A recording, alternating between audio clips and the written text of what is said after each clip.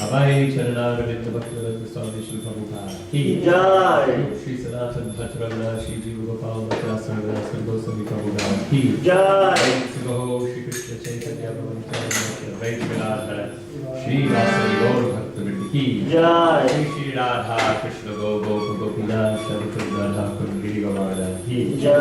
गंगा देव की जय। यमुना देव की जय। भक्ति देव की जय। तुलसी महाराज की जय। श्री राम संकीर्तन की जय। मायाकुंड धाम की जय। पुरुषोत्तम चित्र जगन्नाथ धाम की जय।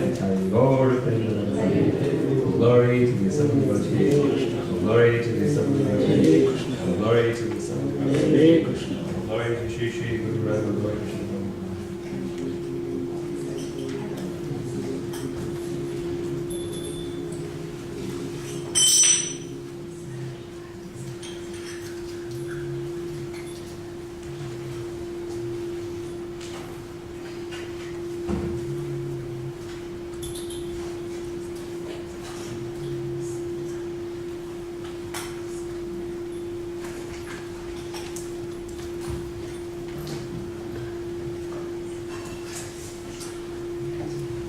This morning we're reading from Srimad Bhagwatam, Canto 7, Chapter 9, Text 26. Om Namo Bhagavate Vasudevaya. Om Namo Bhagavate Vasudevaya. Om Namo Bhagavate Vasudevaya. Om Namo Bhagavate Vasudevaya. Om Namo Bhagavate Vasudevaya. Om Namo Bhagavate Vasudevaya. Katam Raja Prabhava Isha Tamodikesmin. Vaham Raja Prabhava Ishatamodikesmin. Vaham Raja Prabhava Isha Tamodikesmin. Vaham Raja Prabhava Ishatamodikesmin. Jata Suretra Kulekva. Jata Suretra Kulekva. Tvatvanukampa. Jata Suretara Kulekva Tavanukampa. Jata Suretara Kulekva. Jata Suretara Kulekva. Tvanukampa. Jata Suretara Kulekva Tvanukampa. Jata Suretara Kulekva. Tvanukampa. Jata Suretara Kulekva Tvanukampa. Na Brahmano Natu Bhavasya Navairamaya. Na Brahmano Natu Bhavasya Navairamya. Na Brahmano Natu Bhavasya Navairamaya. Na Brahmano Natu Bhavasya Navairamaya. Yanme Ripita Sirasi Padmakara Prasada. Yanme Sprika Sirasi Padmakara Prasada. Yanme Ripita Sirasi Padmakara Prasada.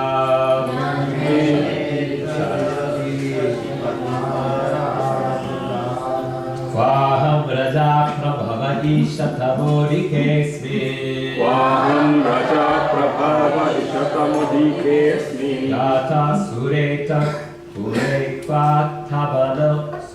Jata Sureta Kulekva Tavanukampa. Jata Suretara Kulekva Tvanukampa. Na Brahmano Natu Bhavasya Navairamaya. Na Brahmano Natu Bhavasya Navairamaya. Yanmer Pita Sirasi. Yanmer Pita Sirasi Padmakara Prasada. Let's try to get the syllables in. Yanmer Pita Sirasi Padmakara Prasada. Yanme Pita Sirasi Padmakara Prasada. Yanmer Pita Sirasi Padmakara Prasada. Yanme Sirasi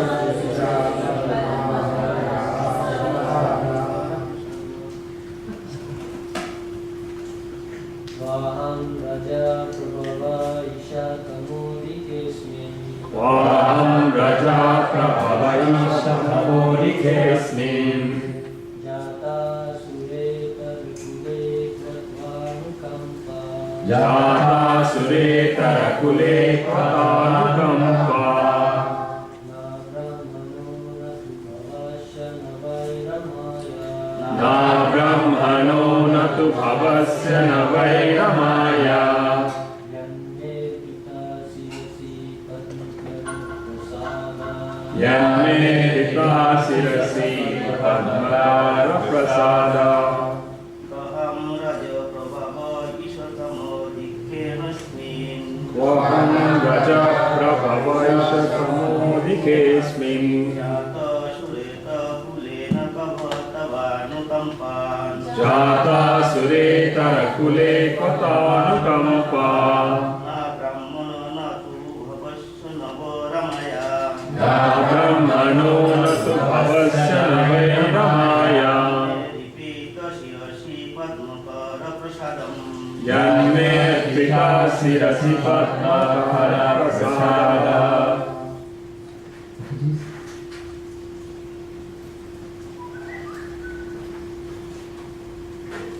Very good. Translation: O my Lord, O Supreme, because I was born in a family full of hellish, material qualities of passion and ignorance, what is my position? And what is to be said of your causeless mercy, which was never offered even to Lord Brahma, Lord Shiva, or the goddess of fortune Lakshmi?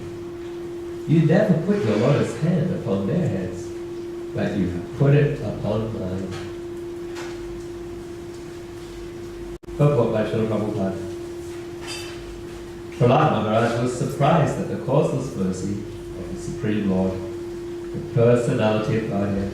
Although Pralhad was born in a demoniac family, and although the Lord had never before placed his hand upon the head of Brahma, Shiva, and the goddess of fortune, his constant companion, Lord Nrsimhadev kindly placed his hand upon the head of Pralhad. This is the meaning of causeless mercy. The causeless mercy of the Supreme Personality of Godhead may be bestowed upon anyone, regardless of his position in this material world. Everyone is eligible to worship the Supreme Lord, irrespective of his material position. This is confirmed in Bhagavad Gita 14:26.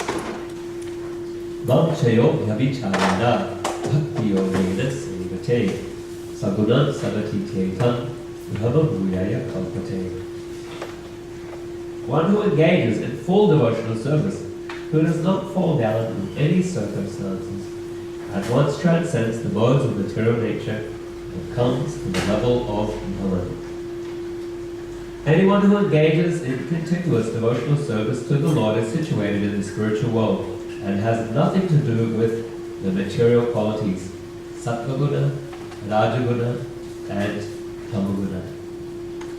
Because Pralhad Maharaj was situated on the spiritual platform, he had nothing to do with his body, which had been born in the modes of the passion and ignorance.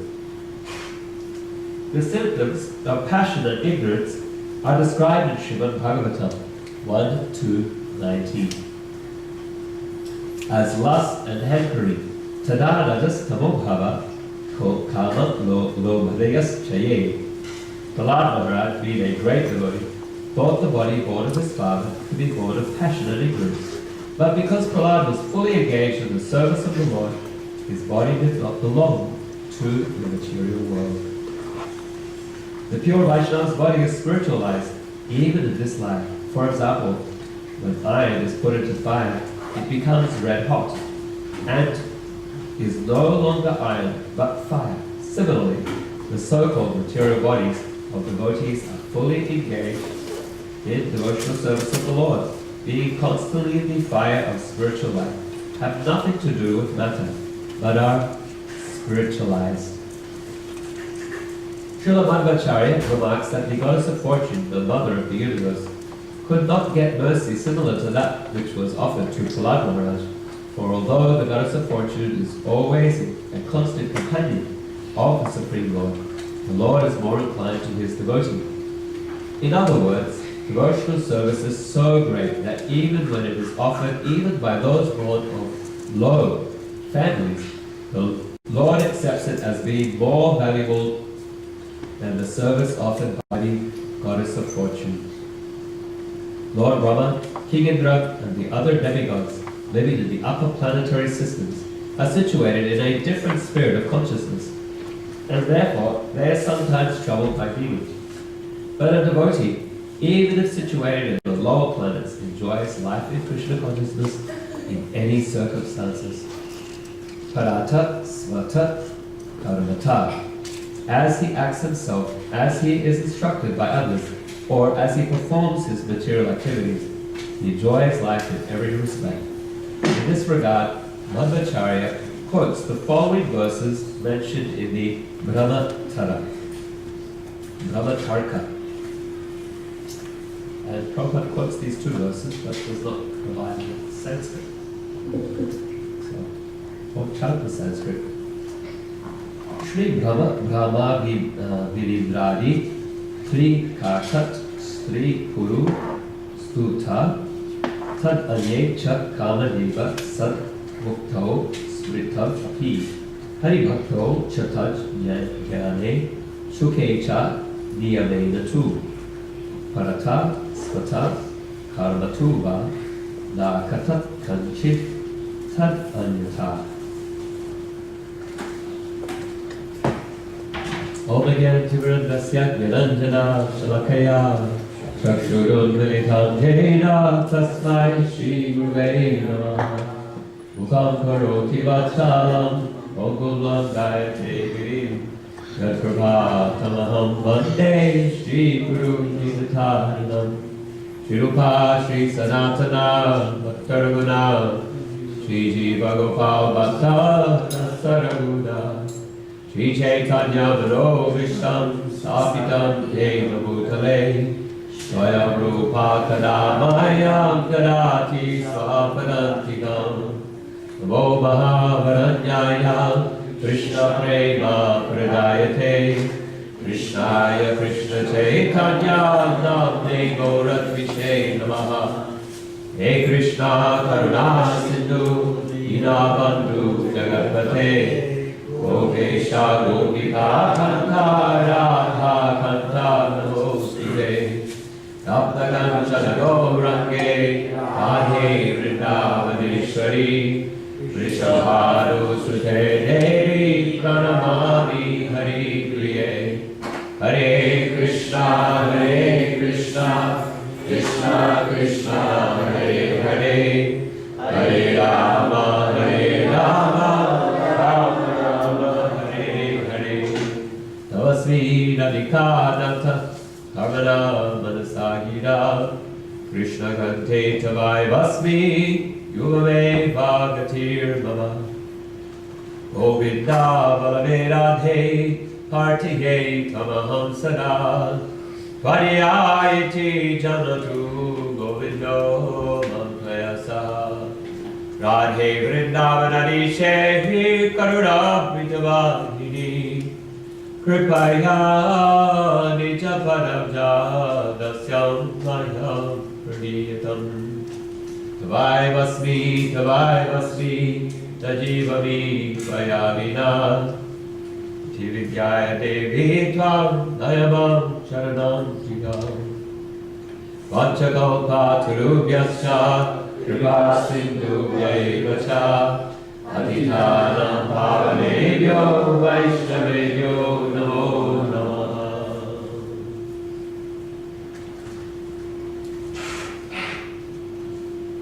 Pralhad Maharaj is here expressing wonder and astonishment. Dear Shrikadev, how is it that you have placed your hand on my head? He's feeling so blessed and so fortunate, and yet, note the quality of the Vaishnava. He feels also most unqualified. How is it, Shrikadev, that although I am born of ignorance and passion, although I am born of a family of demons, I am the son of the greatest demon ever known, Hiranyakashipu, and yet you have bestowed such kindness, such mercy upon me, such mercy that has in fact never been offered even to great devotees like Brahma, like Shiva, and even Goddess Lakshmi. So there are many lessons to be learned here, aside from Pralhad Maharaj's great humility. We also learn of the special characteristics of the Vaishnava, and also the power of bhakti. The Vaishnava is to be honored because the Vaishnava is most dear to Krishna. Krishna Prishtaya. We honor Srila Prabhupada, we honor our spiritual master in the Pranam mantra as Krishna Prishtaya, which means dear to Krishna. This devotee is honored because they are dear to Krishna.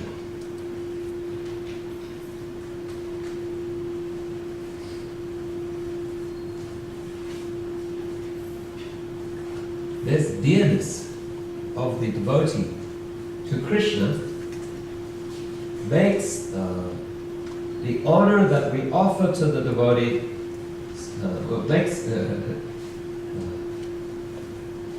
provides us a great opportunity. That when we honor the Vaishnava, we please Krishna more than when we honor Krishna himself. The devotee is dear to Krishna, but what is most astonishing or most wonderful is that this devotee needn't have any material qualification. This devotee can come from any situation or background, and they are still honorable. The Bhagvatam says, Kirata, someone might know the Sanskrit, Kirata, Puna, Polinda, Abhira, Yavana, Kasodeya, Yenecha Papa, Madapashraya, Sudyanti Tasmai, Prabha Vishnavi Nama. It's a wonderful verse from the Srimad Bhagvatam. It says that the Vaishnava, or people who come from different races, whether they be Kirata, I'm not sure what the Kirata race is, but Puna relates to the Huns.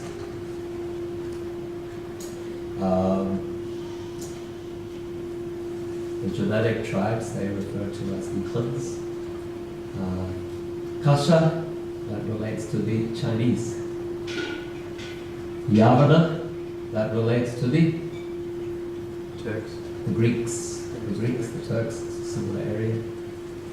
Yavana, Yedi, Chapapa, whatever the sin associated with these births, whatever the contamination associated with birth in these sinful lands. Yedi, Chapapa, Madapashraya Shraya. By taking shelter of Vishnu, Shudyanti Tasmai Prabha Vishnavi Nama. When we take shelter of Vishnu, that sin is washed away. It is inconsequential.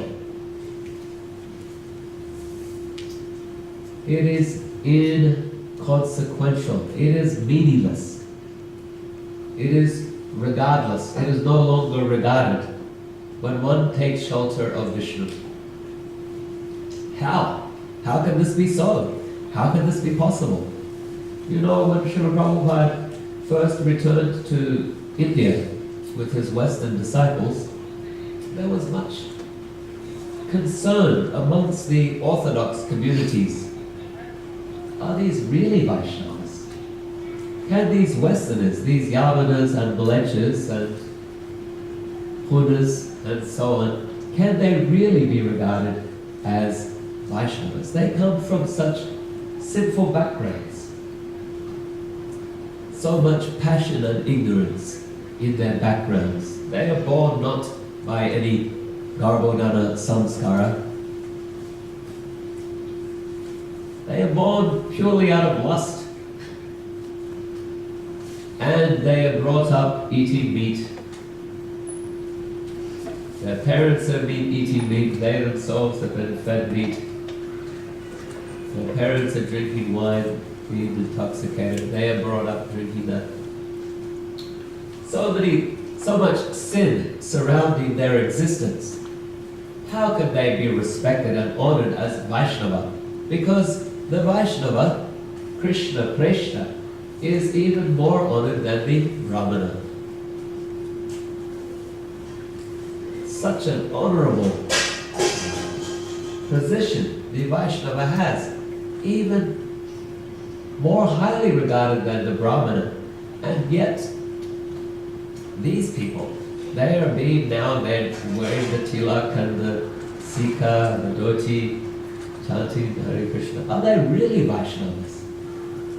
This was the concern of the Orthodox communities in India when Prabhupada returned from the West with Western disciples. Not only amongst Orthodox communities, but even amongst Gaudiya Vaishnavas. Even amongst Prabhupada's own god brothers, there was this doubt. 7.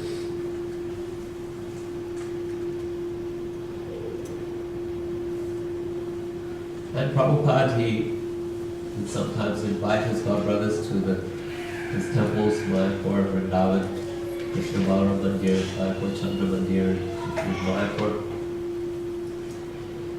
Krishna Balaram Mandir, and Vrindavan.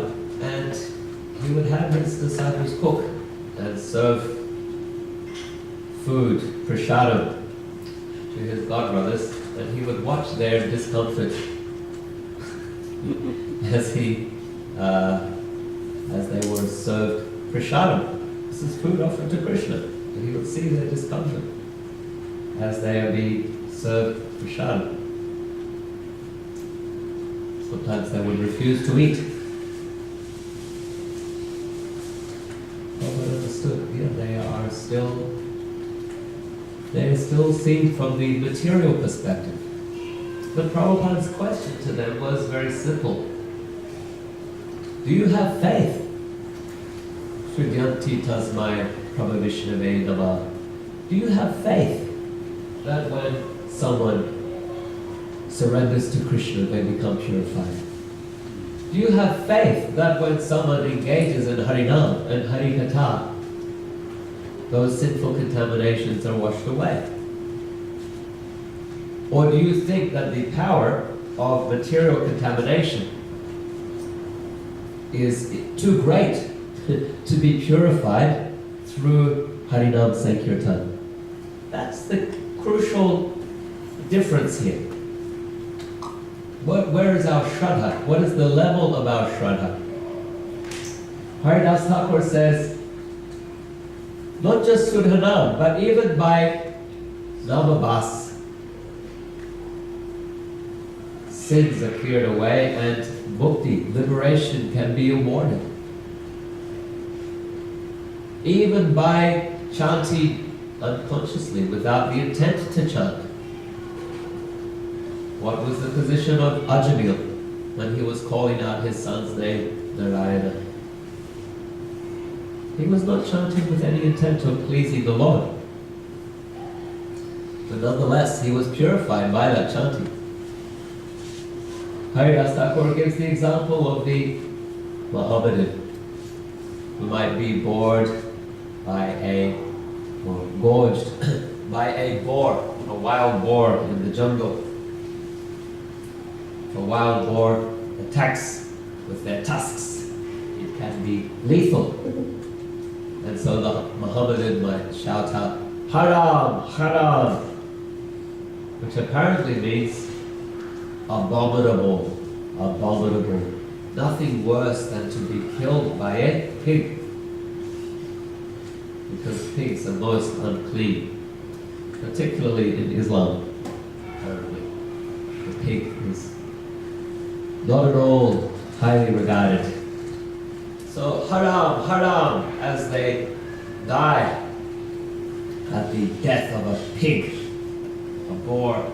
And Haridas Thakur says, imagine, that Mohammedan is making spiritual advancement. They are getting so much bhakti sukriti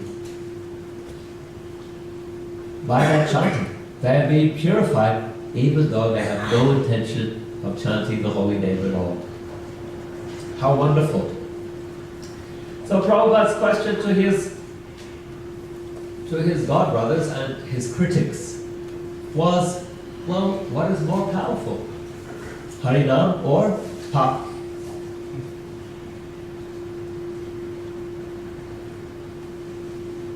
Garuda Purana says, Apavitra pavitro va sarva vastam gatopi va yasmare pundari kaksha sabhya bhyantara suchi. Shri Vishnu, Shri Vishnu, Shri Vishnu. Whatever one state, whether pure or impure, from a material perspective, when one remembers Pundari Kaksha, that is Krishna with beautiful lotus eyes, when all sin, all so-called impurity is washed away, one becomes pavitra, one becomes pure. These are the teachings of our Shastras.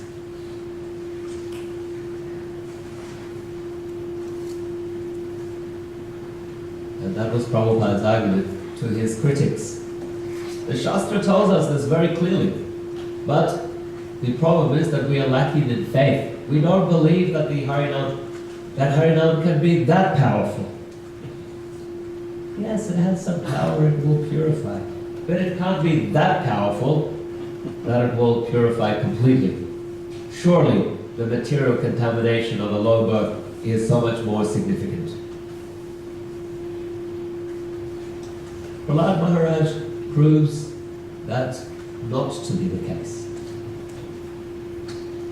Krishna is most concerned with bhakti and least concerned with so-called material qualification.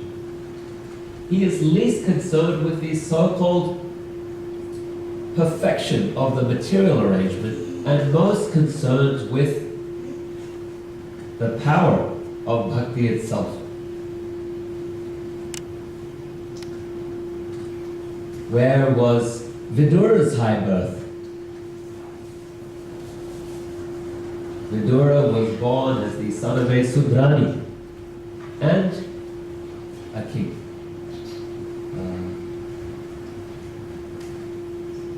In fact, it was Vyas on behalf of his brother. So Vyas and a servant maid.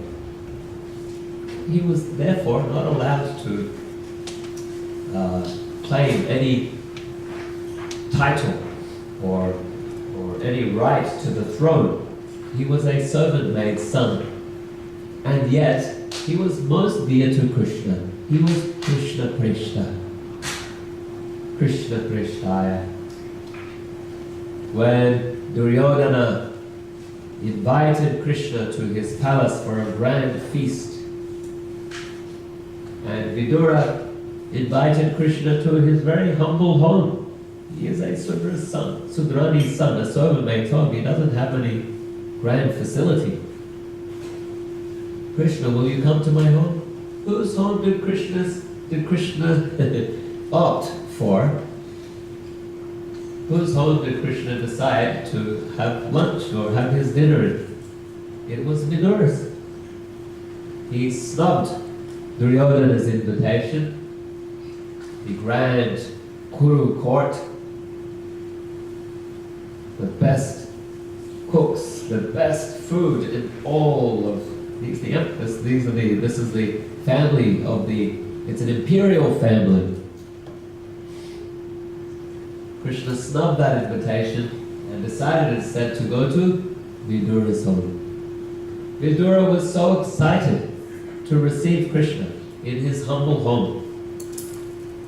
He was feeding Krishna bananas. And in his bliss, in his joy at the opportunity to serve Krishna, he was peeling those bananas, throwing the banana and feeding Krishna the peel.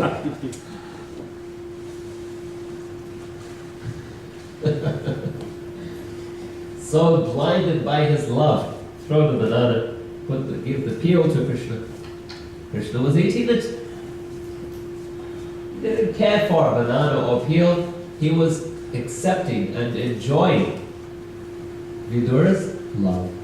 Patram pushpam phalam tvayam yove bhaktya prayachati taraham bhaktyo paritam ashnavi prayatatmana. Krishna says in the Gita, if one offers me with love and devotion a leaf, a flower, fruit, or water, I will accept it. Vidura offered him banana peels. He accepted it. He enjoyed it. Where was Vidura's high birth? Where was Gajendra's, the elephant? Where was his elegance, in eloquence, in offering great prayers? He was an animal, after all, a beast.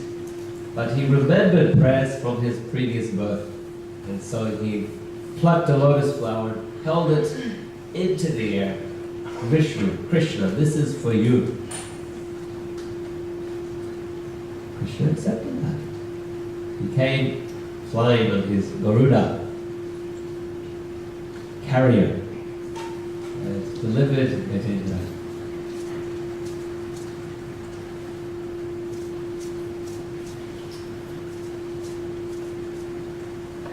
Where was the high birth of Valmiki, the author of Ramayana? Maybe he had a high birth. I don't know his ancestry, which Gotra he could claim lineage to. But certainly he was a sinful person. A highway robber, murderer.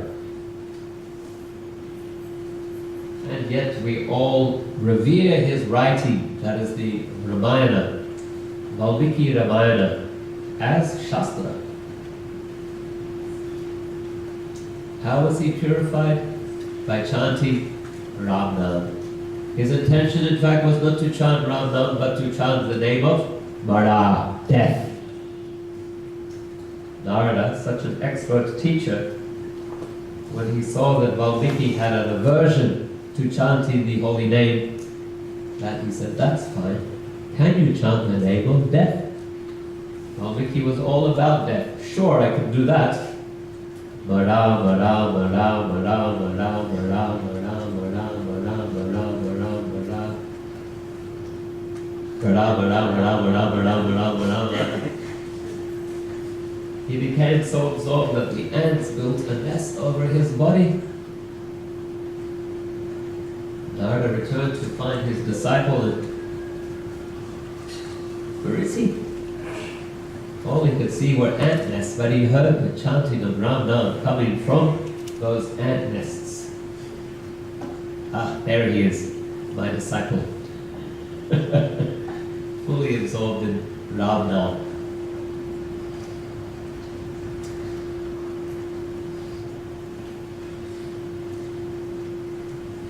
One of the speaker of Srimad Bhagvatam, Sutta Goswami said, who's the Sutta Goswami? Yes, Sukadeva Goswami, but Sukadeva Goswami's narration is being retold by one Sutta Goswami. Sutta. Is that a honorable lineage? An honorable Brahminical lineage? It is not. No. Ramaharshana Sutta,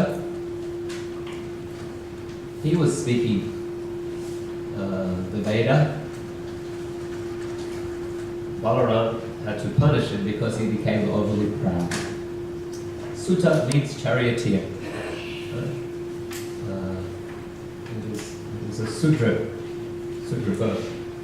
Ramaharshana was nonetheless accepted by all in the assembly of great learned persons to be the most advanced and realized. The problem was that when Balaram came into that assembly, Ramaharshana Sutta did, when all the sages stood to receive him, Ramaharshana did not. And Balaram, he became upset. He said, this Ramaharshana, he is qualified, but he has become too arrogant. So we will not consider one's background when they are representing, when they demonstrate great spiritual realization. We don't consider their background anymore. But when their pride and arrogance and lust become prominent, then we say, oh, possibly this has something to do with the background. Something is lingering there. Balaram took a blade of grass and touched Ramaharshana Sutta, and that blade of grass was infused with an astra, such that by the touch of a piece of kusha grass, Ramaharshana Sutta was killed. But up until that moment, all the sages assembled, they had not considered his background, considering how advanced he was spiritually. So like this, through the Shastra we have so many examples. The Upanishad also gives us an example of a boy named Satyakarma, but that's something different. It's not necessarily a bhakti example. Satyakarma, he was a boy who went to a gurukul. I can't remember the name of the rishi who's run Gopinath. He went to Gautama's ashram and presented himself. I would like to be a student in your school. Gautama, he said, what is your gotra? What is your family line? And Satyakarma says, oh, this little boy, he said, I actually don't know. I'll have to go and ask my mom. So he went to his mom and she said, son, I'm very embarrassed to tell you, but I've been with so many men that I have no idea who your father is. She was a prostitute. So Satyakarma, this boy, he went back to Gautama and said, Guruji, my mother, she doesn't know who my father is. I don't know what my gotra is. Gautama said, you are a Brahmin. You are accepted in my school. I know you are a Brahmin because you are truthful. Samo dhamma tapa socham shantir arjavam evacha jnanam vijnanam astikyam brahmakarma swabhavajam. Krishna says in the Gita, truthfulness, self-control, austerity, kindness, cleanliness, peacefulness, these are the qualities, knowledge and realization. These are the qualities, the guna and the karma, the qualities and the activities of the Brahmana. It doesn't say Janma karma. These are not the birth characteristics and activities, but guna karma. A Brahmana is known by these qualities and behaviors. Because Gautama saw these qualities and behaviors in that boy Satyakarma, he said, you are a Brahmana. He recognized him and accepted him in the school. But our point here is not merely Brahmana, Kshatriya, Vaishya. It is not merely quality and behavior. It is something even more significant. That is the power of bhakti to purify. Bhakti itself will give those qualities and behaviors. Bhakti will endow that upon one, even of low birth or background. Another great example is Rudrari the hunter. What was his background? I don't know his gotra, his birth, but I know that his guna and karma was certainly not that of a saintly person, not that of a brahmana. But Narada, again, gave him good instruction, and Vagrari became purified through Harinam, through hearing, chanting, remembering, glorifying Krishna. Specifically, Narada instructed him to sit and chant. That's what he did. Vagrari was a bit concerned. How will we maintain ourselves? And I said, don't worry, Krishna will maintain you. And indeed, that was to be the case. The people quickly recognized that this former hunter has now become a great Vaishnava, and they would come there to seek his blessings, and they would bring offerings. Vagrari had nothing to worry for. Everything was provided. When Narada brought his friend Angira to meet his disciple Vagrari, was it Angira or Parasarat?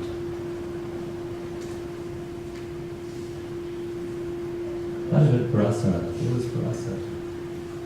Narada brought Parasarat to meet his disciple. Vagrari jumped up to receive them, but then stopped And Parasara said, what's this? What is this disciple of yours? He's remaining over there. He's not coming forward to greet his spiritual master. And Narada said, no, you see, there are some ants on his path. And Mugrari, he knelt down on the path and he was sweeping away those ants very gently with a chadar, with a piece of cloth. And Parasara, he said to Narada, how incredible is this? This person was previously a heartless, cold-blooded hunter. No compassion at all for anyone. And now, through the power of Harinam, through the power of Bhakti, he has become so soft-hearted, so considerate, so gentle, that he will not even step on an ant. And he's sweeping aside those ants from the path. That is the power of Harinam. That one symptom of the power of the Harinam. Let us say that. A symptom of the power of the Harinam is that it will endow him with all good qualities, all good character, guna, karma, qualities, behavior. The qualities and behavior of the Vaishnava are all super excellent. Titikshava Karudika Surina Sarvadehinam Adata Sadava Shanta Sadavat Sadubhushana.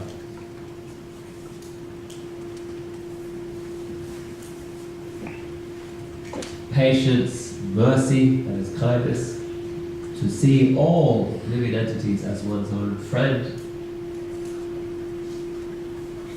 peace, peacefulness. These are the lakshana, these are the ornaments of the Vaishnava.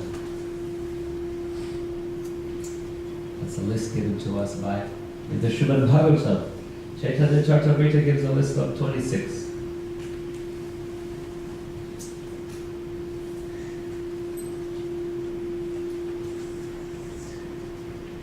It's not coming to my mind at this second.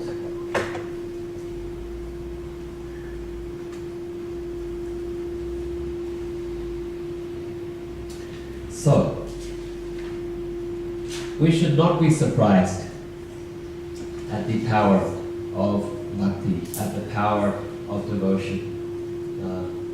Isha Upanishad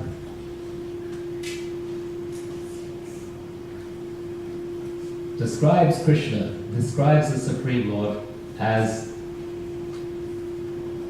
very interesting language how Prabhupada translates this. He says, prophylactic and antiseptic. Interesting language. Prophylactic means that bhakti or Krishna, where Krishna is present, no contamination will enter. So bhakti or Krishna becomes like a barrier to any contamination. That's the meaning of prophylactic. Antiseptic means where there is contamination, it will be cleaned away by Krishna's presence, or by the presence of bhakti. So Krishna, bhakti, it is prophylactic and antiseptic.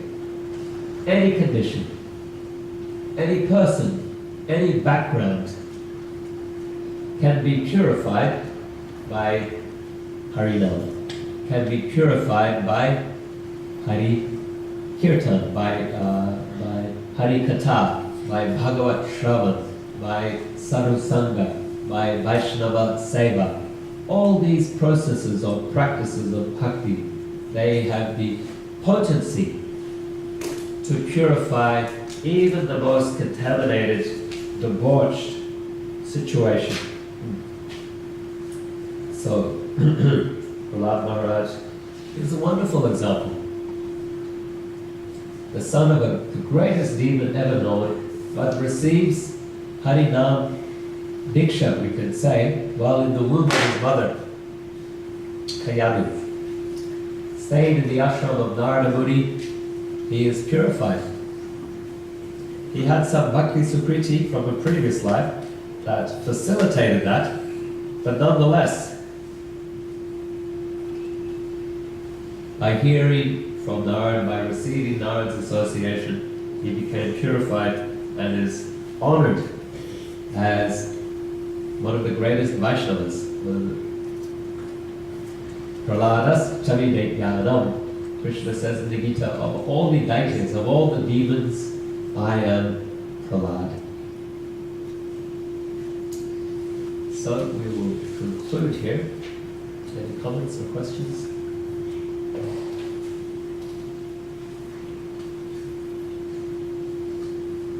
Yes.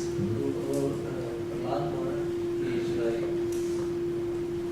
Kripasita or Sadhan Siddha.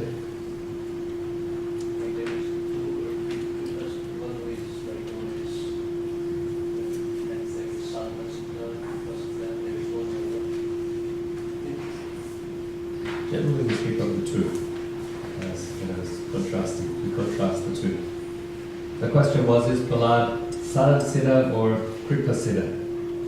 Is Pralhad an example of one who becomes perfected through sadhana practice, or one who has become perfected through some special mercy?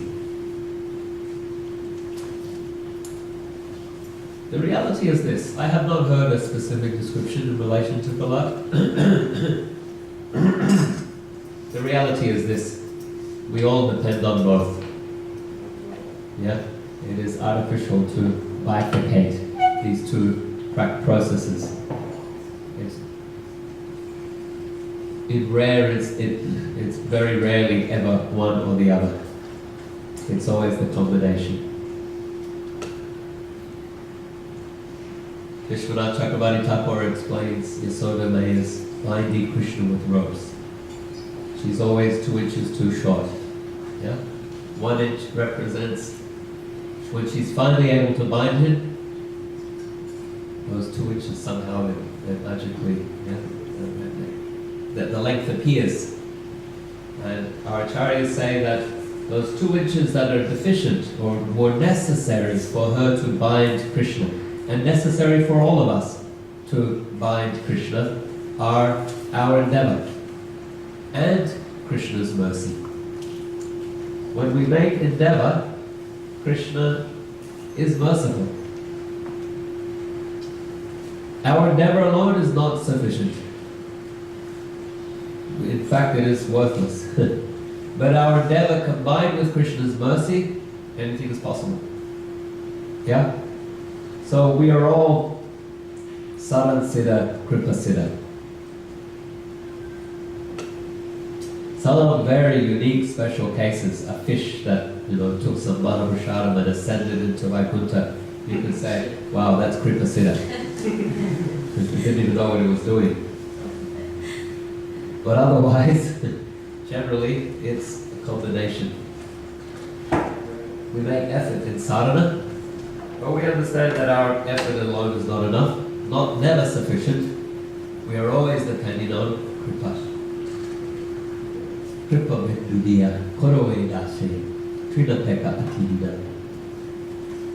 We are asking, that effort is required to ask, please give me a drop of mercy. A drop of Shraddha. Like in the case where Master gave the dog, the mama tried the dog. Yeah, there's another one. So those are the exceptions. And we don't even know what's the background of that dog. In a previous life, they might have done lots of sadhana as well. Yes? Yeah, that story is told in the Puranas. I can't remember his name. But there is a description that he had a girlfriend and they were in the forest together and they had some disagreement. And so because of their disagreement they weren't talking to each other and they stayed apart from each other. But they were lost in the forest, so they ended up just taking shelter in this structure that they found in the dark. But they spent the night apart, fasting, not talking, not engaged in any relation with one another. The next morning, they woke. When they couldn't sleep either, so they stayed awake, apart, not talking, not eating.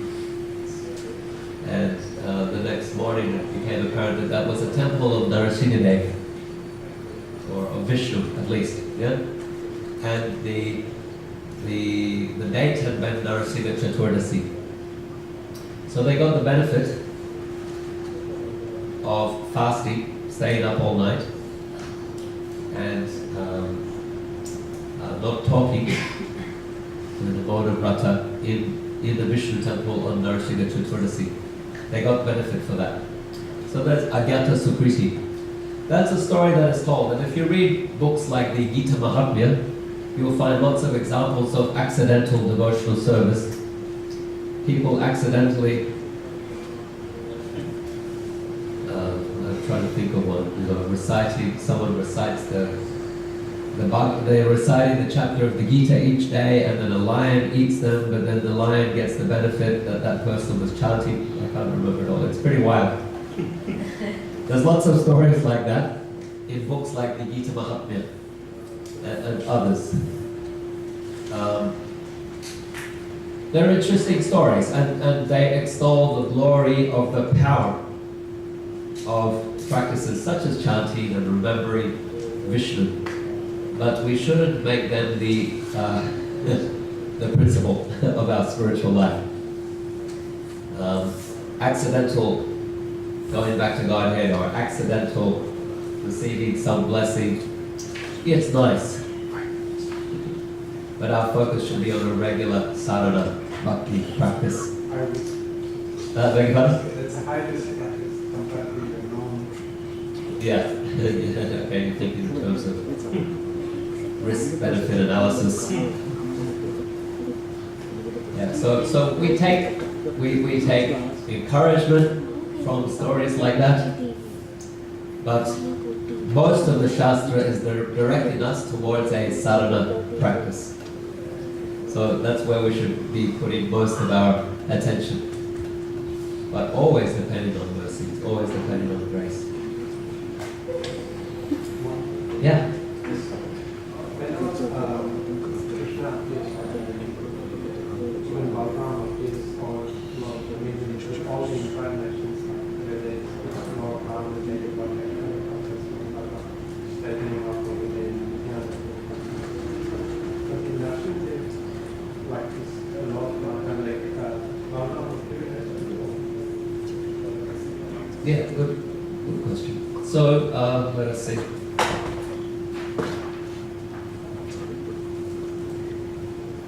Accidentally opened the book to some pictures of it. We'll see if Toshi makes alone. Or can you see color up here? Yeah. He's there. Adishesh. But he's always there. One way or another. Book to put here. Grantaraj Srimad Bhagwatam Ki Jaya Savani Tam Bhaktavid Ki Jaya Itai Gaur Premanam